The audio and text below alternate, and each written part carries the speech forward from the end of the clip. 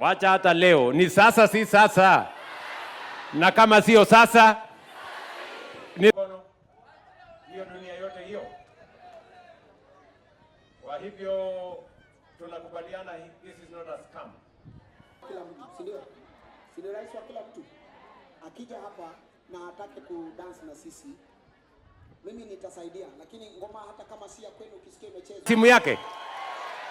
Kila mtu ako na simu. Hebu nione simu, nione simu. Zimeanza kuingia.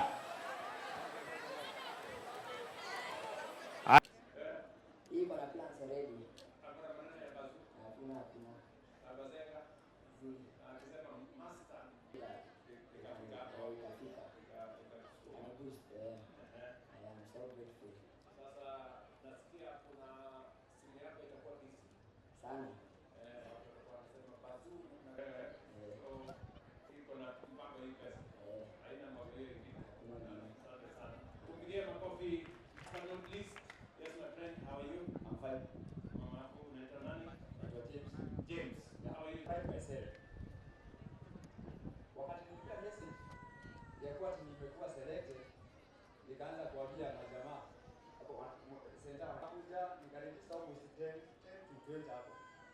Ni nimejua kuna M-Pesa na Cyber. So tukaenda Ruguruti, tukafunzwa na juu tulipatana na youth wengi sana. Kila mtu alitoka na idea. Mimi nilitoka na business idea ambayo sikuwa nayo.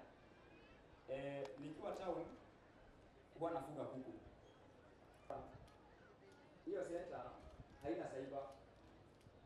Nikiweza kuwa kuja na idea ya kuweka cyber, inaweza pia. Ile pesa nilikuwa nimesave kidogo, nikanunua na computer. Sasa ile kitu nilikuwa baki ni printer. Na juu nimepata pesa ya kununua printer.